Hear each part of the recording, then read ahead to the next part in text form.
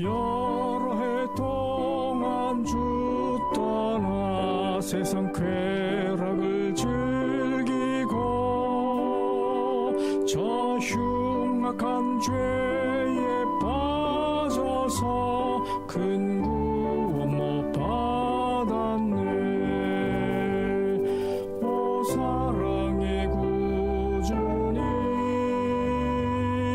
내 마음 곧 엽니다. 얻으셔서 나와 함께 계셔 내 생명이 되소서.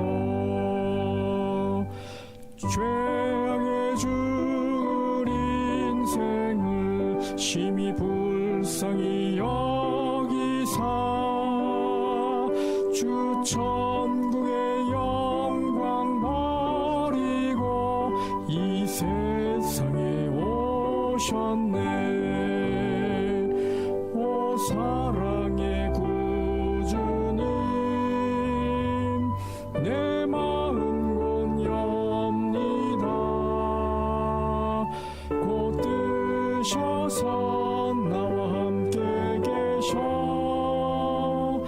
내 생명이 되소서. 홍포를 입은 구주는 가시면류관 쓰시고 저 십자가 높이 달리사 그 아픔을 참았네.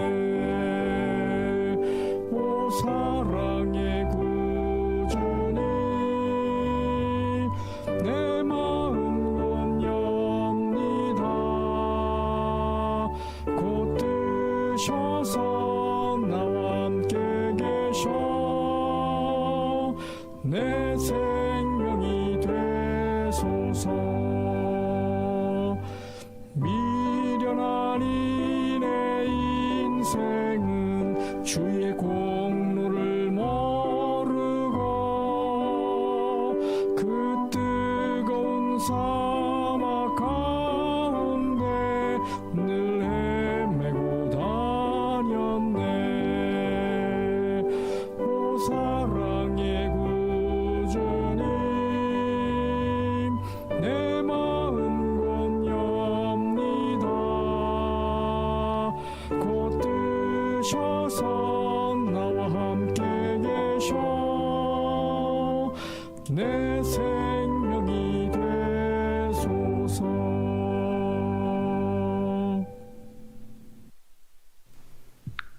하늘에 계신 거룩하신 아버지 하나님, 안식의 축복을 허락하신 하나님 감사를 드립니다. 오늘도 세상 역사를 주관하시며 크신 권능으로 인간들과 만물들에게 은총을 허락하신 하나님께 찬양과 감사와 영광을 돌립니다. 각 처소에서 하나님을 향해 경배드리는 주의 백성들에게 주의 평강과 축복을 허락하소서. 주의 백성들의 간구를 들으시고 허물들을 용서하시며 이 땅에서 주의 윤리와 법도를 따라 순종하는 삶 살게 하옵소서. 세상을 향하여 새 천사의 기별을 큰 소리로 외치는 남은 백성들 되게 하옵소서. 이 시간 목사님 단에서 선포하시는 말씀으로 큰 은혜 받기를 원하며 우리 주 예수 그리스도 이름으로 간절히 기도드리옵나이다. 아멘.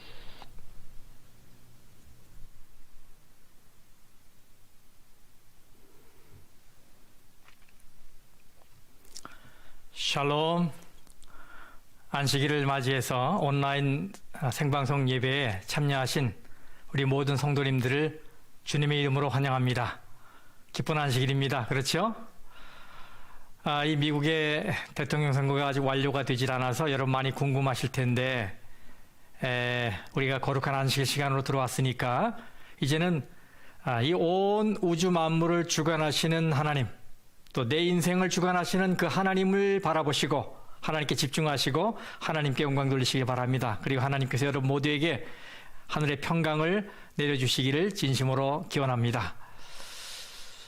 은혜라는 총 주제로 우리가 로마서 연구를 하고 있는데, 오늘은 8번째 시간, 마음이 움직여야 진짜 신앙이다라는 제목으로 함께 말씀의 은혜를 나누도록 하겠습니다. 상황을 하나 만들어 보겠습니다. 한 사람이 친구들에게 자기가 직접 바다에서 요트를 태워주겠다고 초대를 해서 친구들이 해안에 왔어요. 요트 앞에서 친구들은 신기해하면서 과연 이 친구가 요트를 조종할 수 있는가에 대해 의심했어요. 야, 너 요트 조종할 수 있어? 언제 배웠는데? 그러자 그는 뭘 그런 걸 물어보느냐는 표정을 지으면서 주머니에서 낡은 흑백 사진 한 장을 꺼냅니다. 그 사진에는 멋진 요트의 뱃머리에서 한 사람이 폼을 잡고 서 있어요. 아, 내 할아버지야. 할아버지는 선장이셨어. 그래서 내 속에는 뱃사람의 피가 흐르고 있지. 그래? 그럼 할아버지가 너에게 항해하는 법을 가르쳐 주신 건가? 아니, 할아버지는 내가 태어나기 전에 돌아가셨지. 그럼 누가 항해를 가르쳤는데? 항해에 대한 책을 읽었어. 뭐라고? 항해에 대한 책을 읽었다고? 야, 나는 그 이상이야. 대학 다닐 때 학원에서 수강도 했는데 그때 요트 역사도 배웠고 줄 매는 법도 배웠고 또 돛대를 끌어올리는 법도 강의실에서 배웠어. 그리고 롱비치 항구에 가서 견학도 했고 요트 선주도 만나 악수도 나눴어. 자, 올라타. 내가 태워줄게. 그런 친구들이 영 마음이 내키지를 않아 합니다. 야, 네가 요트를 몰 수 있다는 다른 증거 좀 대봐. 알았어. 그러면서 이 친구가 소매를 말아 올려서 이 팔뚝을 보여줍니다. 여기 내 팔뚝에 문신 좀 봐. 거기 보니까 닻에 앉아있는 인어의 문신이 있어요. 야, 이게 네가 보여줄 수 있는 증거 전부 다냐? 야, 나는 뱃사람의 혈통을 가지고 있고 매뉴얼 책도 있고 문신도 가지고 있는데 그 외에 뭐가 더 필요하냐? 빨리 어서 승선해. 여러분, 만일 여러분의 친구가 이런 이야기를 하면서 요트에 올라타라고 하면 여러분은 어떻게 반응하시겠습니까? 아마도 생명과 안전을 위해 요트를 타지 않을 가능성이 높지 않을까 생각이 돼요. 우리는 잘은 몰라도 요트를 조종할 자격을 갖추려면 뭐 혈통이나 강의 수강이나 문신 그 이상이 필요하다는 것쯤은 알고 있어요. 오늘 본문의 말씀에는 사도 바울이 이와 비슷한 주장을 하는 한 무리를 향해 말하는 내용이 나옵니다. 그들은 유대인입니다. 그들은 조상으로부터 뱃사람의 혈통을 물려받은 것이 아니라 하나님을 믿는 신앙 유전자를 물려받았습니다. 그들은 요트에 관한 책이 아니라 토라라고 하는 율법책을 가지고 있었어요. 그리고 무엇보다도 그들은 할례라고 하는 문신을 가지고 있었습니다. 그래서 그들은 자신들이 이 세상에서 가장 자랑스러운 혈통을 가졌다는 생각에 자신의 이름에 대해 느끼는 자부심과 우월감이 대단했어요. 오죽하면 자기 민족이 아닌 이방 사람들을 지옥불에 뗄감 정도로 여겼을까요? 그만큼 자신들이 위대한 민족임을 과시한 거예요. 그런데 우월감이 지나친 나머지 잘못된 길을 걸어갔지요. 세상 사람들이 다 멸망해도 자기 민족만은 구원을 받는다는 어처구니 없는 교만에 빠진 거예요. 저는 이 시간에 유대인의 죄가 무엇이며 왜 그들이 하나님 앞에서 무서운 죄인이 되었는가를 살펴보기를 원합니다. 그러면서 그것을 통해 반사되는 우리의 참모습을 보고 하나님께 치료받는 시간을 갖기를 원합니다. 말씀을 좀 읽어보겠습니다. 로마서 2장 17절에서 20절까지 말씀입니다.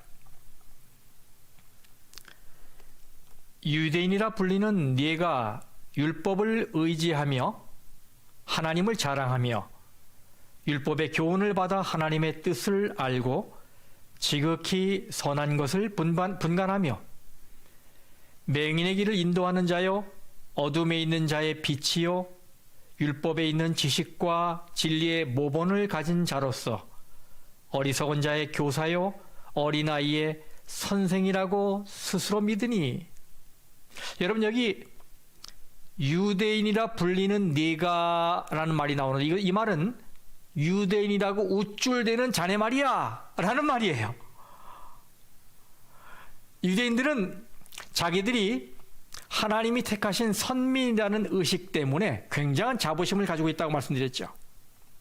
17절에서 이 18절은 유대인들이 자랑스럽게 여기는 5가지 특권을 소개하고 있어요. 하나님의 율법을 의지하며 또 하나님을 자랑하며 율법의 교훈을 받으며 하나님의 뜻을 알고 지극히 선한 것을 분간한다. 이 말씀은 그들이 하나님의 특별한 보호를 받는 복된 민족이라는 사실을 과시하기 위해 필요하다면 어느 때고 율법을 들먹인다. 또 하나님은 유대인만의 하나님이라며 독선을 부린다. 또 자신들은 율법을 배우며 자랐기 때문에 하나님이 무엇을 원하시는지를 아는데 남다른 영안을 가지고 있다. 무엇이 선한 것인지를 분별할 수 있는 식견을 가지고 있다라고 이렇게 자랑한다는 말이에요. 그래서 그들은 19절에서 20절 말씀을 보면 자신들이 이런 사람인 줄 알고 안다고 지적하고 있어요. 여기 맹인의 길을 인도하는 자, 또 어둠에 있는 자의 빛, 율법에 있는 지식과 진리의 모본을 가진 자, 어리석은 자의 교사, 어린아이의 선생. 이 말씀을 얼핏 보면 별 문제가 없는 것처럼 보이잖아요. 다 좋은 말들이기 때문이에요. 그런데 여기서 주목해야 할 말씀은 바로 이 스스로 믿음입니다. 자기들 스스로 자기들이 굉장한 사람이라고 착각하고 있는 거예요. 그러면서 이런 자랑과 특권의식이 마치 하나님 앞에서 자신들을 특별한 백성이 되게 한다고 생각하고 있어요. 사실은 아니잖아요. 그걸 깨닫지 못하고 있는 거예요. 그러면 여러분, 구체적으로 유대인의 문제점이 무엇입니까? 사도 바울은 21절에서 23절까지 5가지 질문으로 이들을 고발하는 포문을 엽니다. 이 질문들은 유대인들의 민낯을 그대로 드러내줘요. 여기 보세요. 남을 가르치는 자인 네가 네 자신은 가르치지 아니하느냐? 도둑질하지 말라고 선포하는 자인 네가 도둑질하느냐? 간음하지 말라 말하는 네가 간음하느냐? 우상을 가증히 여기는 네가 신전 물건을 도둑질하느냐? 율법을 자랑하는 네가 율법을 범함으로 하나님을 욕되게 하느냐? 여러분, 바울은 하나하나 구체적인 증거를 들이대며 나무랍니다. 이런 내용이죠. 야, 이 도둑놈들아, 제발 말만 하지 말고 행동으로 보여줘라. 너희들은 입만 뻥끗하면 율법이 이렇고 저렇고 이렇게 율법 이야기를 늘어놓지. 그러면서도 같은 죄를 범하고 있잖아. 그게 위선이야, 위선. 유대인들은 율법을 가지고 있고 또 율법을 아는 것이 자신들이 특별한 이유라고 생각했어요. 근데 문제는 아는 것과 행동하는 것이 달랐던 것이지요. 머리로는 율법을 잘 알고 있는데 삶으로는 율법을 범해서 하나님의 이름에 먹칠을 하고 있었던 거예요. 이것이 23절에서 24절의 지적입니다. 보세요. 율법을 자랑하는 네가 율법을 범함으로 하나님을 욕되게 하느냐? 기록된 바와 같이 하나님의 이름이 너희 때문에 이방인 중에서 모독을 받는도다. 예. 유대인이 율법을 알고 있다는 사실이 그들을 더 좋은 사람으로 만들지 못했어요. 이것은 이런 의미입니다. 만약 우리가 어떤 법을 위반했다고 해보십시다. 그래서 판사 앞에 불려와 재판을 받습니다. 근데 여러분이 판사에게 이렇게 말해요. 판사님 보세요. 왜 나를 심의하는 겁니까? 나는 법을 잘 알고 있는데요. 그러면 판사가 이렇게 말할 거예요. 당신이 법을 잘 알고 있다는 사실이 당신의 죄를 더 크게 만들고 상황을 더 안 좋게 만들고 있습니다. 네, 이 법을 알면서도 위반하는 게 더 큰 죄 아니겠습니까? 그래서 바울은 문제의 핵심을 제대로 찝어내고 있어요. 로마서 2장 13절 말씀입니다. 하나님 앞에서는 율법을 듣는 자가 의인이 아니요 오직 율법을 행하는 자라야 의롭다 하심을 얻으리니. 네, 이 말이죠. 나는 법을 들었습니다. 나는 법을 알고 있습니다. 이렇게 말하는 것은 큰 의미가 없다는 거지요. 법을 행해야 합니다. 그게 진짜예요. 그런데 유대인들은 아는 것과 사는 것이 다른 이중적인 삶을 산 거예요. 성도 여러분, 이런 유대인의 죄는 우리와 상관이 없는 걸까요? 저는 우리와 관련이 있다고 생각해요. 왜냐하면 우리는 유태인이 섬기는 하나님을 섬기고 있어요. 유태인이 배우고 실천하려는 율법을 우리도 배우고 있습니다. 그러고 보니까 유태인의 문제는 남의 문제가 아니에요. 네, 바로 우리의 문제인 것이지요. 왜냐하면 우리도 유태인들과 비슷한 위치에 있기 때문입니다. 하나님은 우리에게 놀라운 진리를 주셨어요. 우리는 진정한 안식일을 가지고 있습니다. 우리는 십자가에 대해 분명하게 이해하고 있어요. 그리고 죽은 자의 상태에 대해서 성경적으로 아주 명확하게 이해하고 있습니다. 우리에게는 예언의 선물이 주어져 있어요. 바로 큰 빛인 성경으로 인도하는 작은 빛으로 말입니다. 그래서 우리는 하나님의 남은 자손, 하나님의 특별한 백성이라는 자부심을 갖게 되었어요. 다시 말하면 유대인들과 같은 위험에 처해 있다는 얘기입니다. 진리를 가지고 있다는 자부심과 교만과 선민의식이 독선적이고 배타적인 형태로 표출될 수 있기 때문이에요. 그러면서도 실제로는 진리대로 살지 않는 것이지요. 이게 문제입니다. 그래서 우리는 바울이 유태인들에 대해 말하려고 하는 것에서 배워야 합니다. 이 말씀 속에서 나를 찾아야 하고 하나님이 나에게 주시는 교훈을 겸허히 받아들여야 합니다. 여러분, 우리 기억하십시다. 순종이 따르지 않는 지식, 행함이 따르지 않는 믿음은 다 가짜입니다. 여러분, 예수님 하신 말씀 잘 아시죠? 마태복음 7장 21절이에요. 나더러 주여 주여 하는 자마다 다 천국에 들어갈 것이 아니요 다만 하늘에 계신 내 아버지의 뜻대로 행하는 자라야 들어가리라.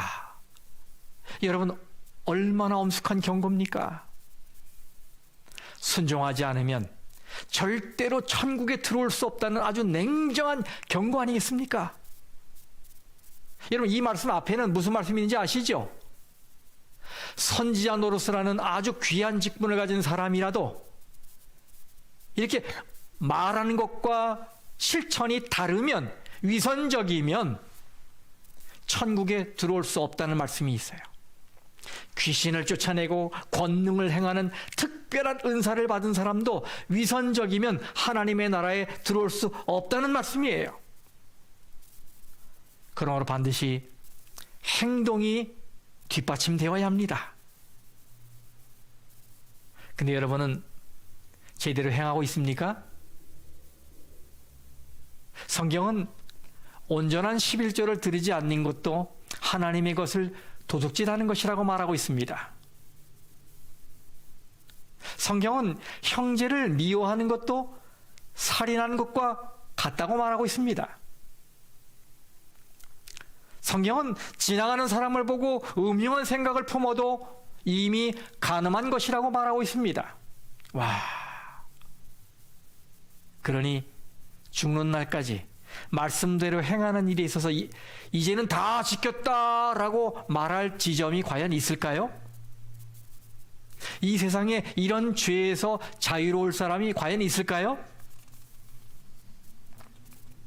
그래서 바울은 이 말씀을 통해서 우리에게 이제 너희에게 왜 예수의 의가 필요한지 알겠느냐?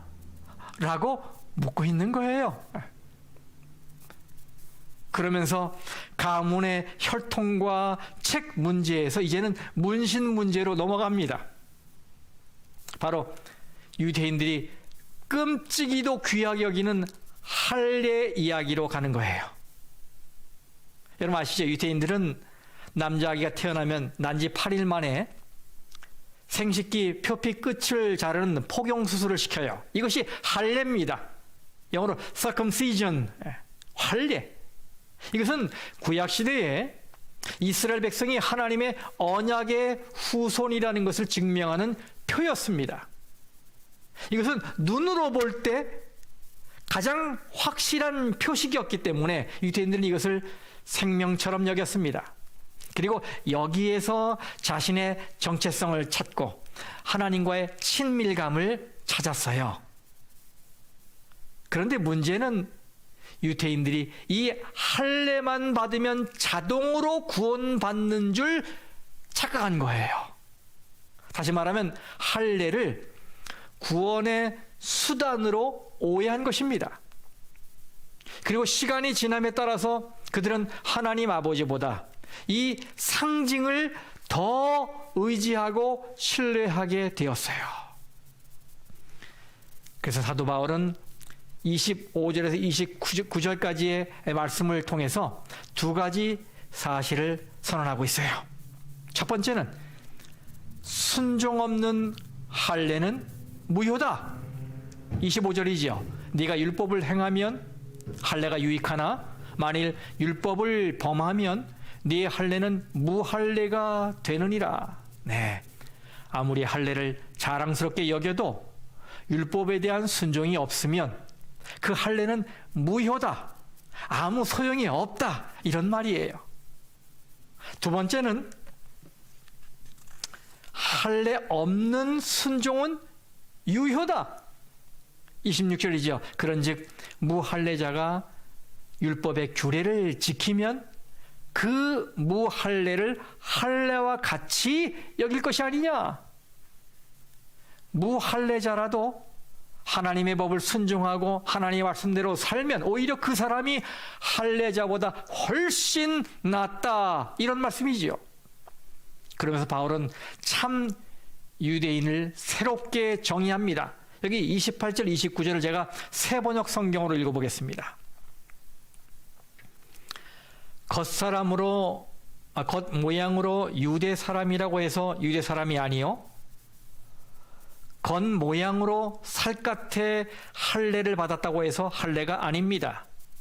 오히려 속사람으로 유대 사람이니가 유대 사람이며 율법의 조문을 따라서 받는 할례가 아니라 성령으로 마음에 받는 할례가 참 할례입니다.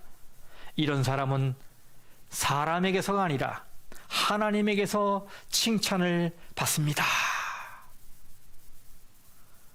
하나님의 자녀들의 진정한 자부심은 율법에 있지 않고 할례에도 있지 않고 성령의 능력으로 마음이 새롭게 변화되는 데 있다, 이것입니다. 그러므로 몸에다가 이 표를 남기려 하지 말고 말씀 순종을 통해 마음이 변화되어야 이게 진짜고, 그런 사람만이 하나님으로부터 칭찬을 받을 수 있는 것입니다. 할례가 형식이라면 순종은 그 안에 내용입니다. 이 형식과 내용이 같이 따라오면 더 좋겠지요. 뭐 예를 들어 예쁜 포장지에 멋진 선물이 들어있으면 더 좋겠지요. 하지만 그렇지 못할 때는 포장지를 주는 것보다는 선물을 주는 게 맞다, 이 말이에요. 그래서 할례보다 순종이, 즉 형식보다 내용이 더 중요한 것입니다. 바울은 후에 할례에 대한 이 의존도가 높은 유대인들을 향해서 이렇게 질문하고 대답을 합니다. 로마서 4장 10절에 그런즉 그것이 어떻게 여겨졌느냐? 할례시냐 무할례시냐? 할례시가 아니요 무할례시니라. 여러분, 무슨 얘기인가 하면 하나님이 아브라함을 할례 전에 받아들이셨는가, 아니면 할례를 받은 이후에 받아들이셨는가, 이런 질문이에요. 여러분, 중요한 질문이죠. 만일 하나님이 아브라함이 할례를 받은 후에 받아들이셨다면 아브라함은 믿음이 아니라 행위로 받아들여진 거예요. 근데 바울의 대답이 무엇이었습니까? 아브라함이 할례를 받기 전에 하나님이 그를 받아들이셨다, 이렇게 대답했어요. 아브라함은 창세기 15장에서 하나님에 의해 받아들여집니다. 그리고 2장 넘어가서 창세기 17장에서 할례를 받아요. 이 둘 사이는 14년이라는 간격이 있어요. 그럼 여러분, 아브라함이 이미 하나님께 받아들여졌는데 왜 할례가 필요했을까요? 바울은 그 다음 구절에서 대답을 해요. 4장 11절 말씀. 그가 할례의 표를 받은 것은 무할례 시에 믿음으로 된 의를 인친 것이니 이는 무할례자로서 믿는 모든 자의 조상이 되어 그들도 의로 여기심을 얻게 하려 하심이라. 네, 할례는 상징적이었다는 말씀이에요. 그리고 그 목적은 하나님께서 이미 이루어 주신 의, 그거를 확증하고 확인시켜 주는 것이었다는 말이에요. 저에게 아주 좋은 손목시계가 하나 있습니다. 지금으로부터 33년 전에 약혼식 날 제 아내가 저에게 선물한 거예요. 그래서 이 시계는 우리 부부의 사랑의 상징입니다. 그런데 분명한 건 이것이 우리의 사랑의 실체는 아니라는 사실이에요. 그래서 제가 이 시계를 잃어버린다 해도 우리의 결혼 생활에는 아무런 지장이 없습니다. 왜냐하면 이것은 하나의 상징이지 실체가 아니기 때문이에요. 그런데 예를 들어 제가 몰래 나쁜 짓을 하고 다니고 집에 들어오면 막 가족들에게 화만 내고 계속 제 아내의 마음을 송곳으로 찌르듯 아프게 했다고 가정해 보십시다. 이제 제 아내가 한계점에 도달했어요. 그래서 어느 날 저에게 이렇게 말합니다. 당신은 이제 내 남편이 아니에요. 당신은 나에게서 마음이 떠났고 가정을 위해 헌신도 안 하니까 우리 이제 끝냅시다. 그때 제가 정색하며 이렇게 말합니다. 아니, 당신 어떻게 그렇게 말할 수 있어요? 내가 비록 당신 속을 썩이고 있고 밖으로만 나다니고 가정에 충실하지 못하지만 나에게는 아직도 당신이 준 이 시계가 있어요. 이거면 우리의 사랑이 충분하지 않나요? 여러분, 제가 이렇게 말하면 제 아내가 어떤 반응을 보일까요? 어이구, 알았어요. 물론 당신이 나를 잊고 있고 오랫동안 내 속을 썩이고 가정을 소홀히 했지만 내가 준 시계를 당신이 가지고 있으니 그래요, 다 용서해 줄게요. 여러분, 제 아내는 마음속에 참 좋은 사람이거든요. 근데 그렇더라도 이런 상황에서 절대로 이렇게 말하지 않을 걸 저는 압니다. 왜요? 사랑이 없는데 약혼시계가 무슨 의미가 있겠습니까? 네, 상징은 상징일 뿐이에요. 이것은 사랑을 나타내긴 하지만 사랑을 대신할 수는 없습니다. 맞죠? 바울은 유대인들이 마음은 떠나 있으면서 할례의 상징만을 그냥 붙들고 있는 것을 책망하고 있는 거예요. 성도 여러분, 혹시 여러분도 그런 착각 속에 빠져 있지는 않으십니까? 하나님, 제가 비록 하나님께 욕을 돌리는 생활을 살고 있고 이웃과 계속 싸우고 친구들을 속이고 교회 헌신도 안 하고 있지만 저는 침례를 받아서 교회 이름을 올린 교인입니다. 그리고 안식일마다 예배의 자리는 꼭 지키고 있습니다. 그리고 참고로 저는 3대째 재림교인입니다. 그거면 충분하지 않습니까, 하나님? 그럼 하나님이 뭐라고 말씀하실까요? 오, 그래, 맞아. 너는 나를 생각하지도 않고 나를 존경하지도 않고 이웃과 싸우고 사기나 치고 교회 문턱만 오르내리고 있지만 침례를 받고 교회 이름을 올렸으니 내가 다 용서해줘야지. 이렇게 말씀하시겠습니까?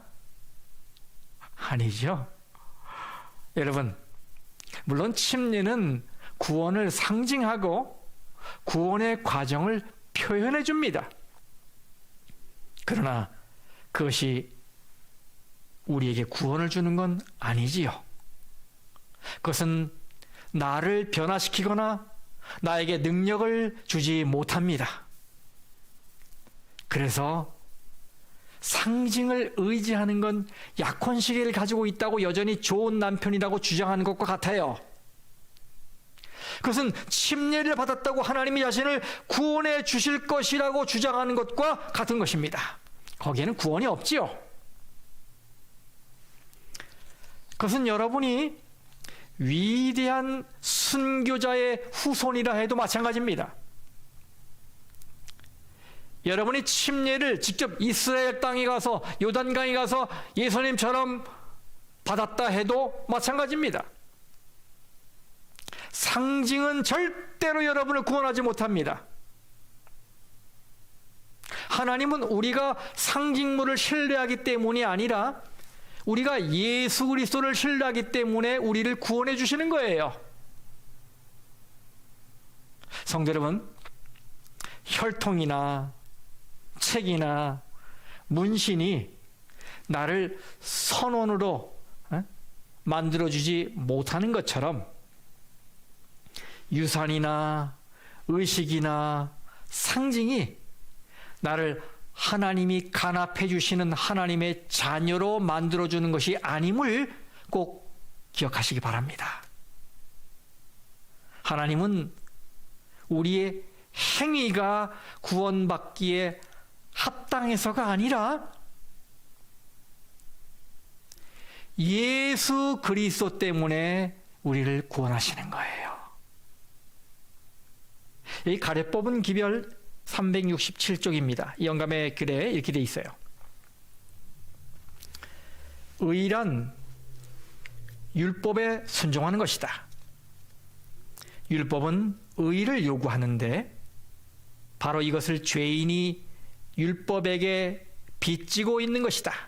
그러나 죄인은 그 빚을 갚을 능력이 없다. 그가 의에 이를 수 있는 유일한 방법은 오직 믿음을 통해서 얻는 것뿐이다. 그는 믿음에 의해서 그리스도의 공로를 하나님께 가져갈 수 있으며 하나님께서는 당신의 아들의 순종하심을 죄인의 계정에 두신다. 인간이 실패한 자리에 그리스도의 의를 받아들이시고 하나님께서는 회개하고 믿는 영혼을 받으실 뿐만 아니라 용서하시고 의롭게 하시며 그를 마치 의인인 것처럼 취급하시고 당신의 아들을 사랑하신 것처럼 그를 사랑하신다. 얼마나 감사한 말씀입니까? 우리는 죄인이고 허물 많은 연약한 인간인데 하나님이 우리를 보시고 우리를 구원하시는 게 아니라 우리가 믿음으로 그리스도를 옷 입었기 때문에 하나님은 예수를 보시고 예수님의 의를 보시고 우리를 구원하시는 거예요.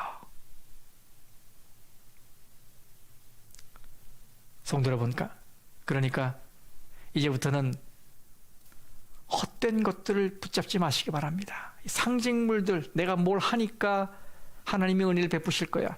이것 때문에 하나님이 나에게 축복하실 거야. 이렇게 뭐 상징들을 붙잡고 계시지 말고 진심으로 이 마음으로 예수님을 붙잡으시고 예수님만 따르시기 바랍니다. 중요한 것은 상징이 아니라 그 상징이 의미하는 속의 내용입니다. 그래서 마음이 움직여야 진짜 신앙입니다. 말씀을 마치겠습니다.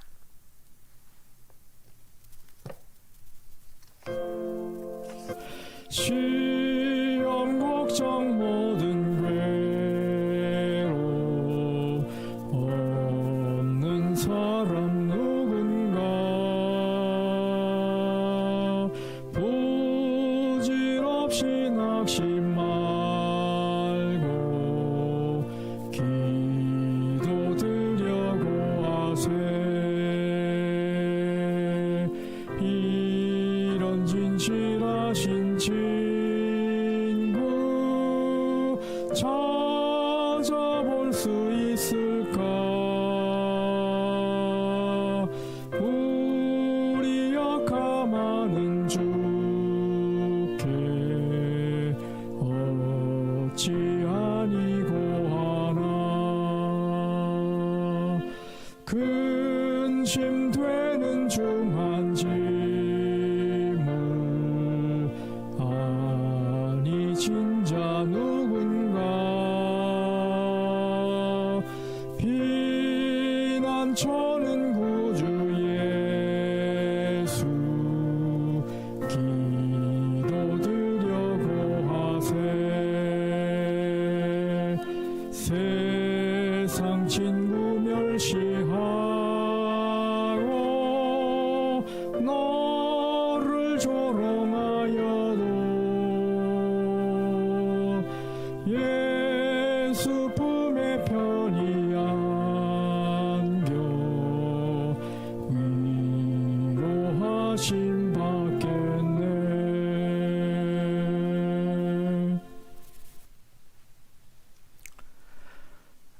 하늘에 계신 우리 아버지 하나님, 우리가 진리를 가지고 있기에 하나님의 남은 자손이라고 생각하고 자부심을 갖고 선민의식을 갖는 동안에 우리도 모르게 독선적이고 배타적인 사람으로 변해가고 있었음을 말씀을 통해 깨닫게 하시니 감사를 드립니다.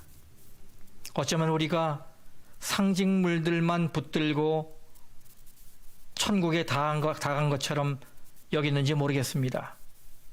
아버지, 이 시간에 유대인들이 밟았던 그 전철을 우리가 반면교사로 삼아 같은 죄를 범하지 않도록 도와주시고 겸손한 마음을 가지고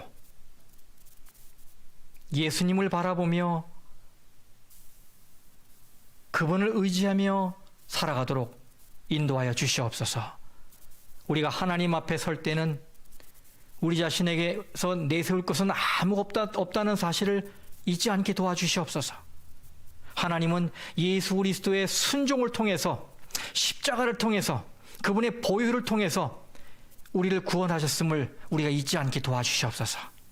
그래서 마음으로 진정으로 예수를 붙들고 예수의 의를 사모하며 바라보며 살도록 인도하여 주시옵소서. 마음이 움직여야 진짜 신앙이라는 말씀을 들었습니다. 우리가 정말 진실한 마음으로 하나님을 섬길 수 있도록 인도하여 주시옵소서. 이 고요한 안식일 밤에 우리 모든 성도들의 마음속에 하늘의 평화를 허락해 주시기를 예수님의 이름으로 간절히 기도합니다. 아멘.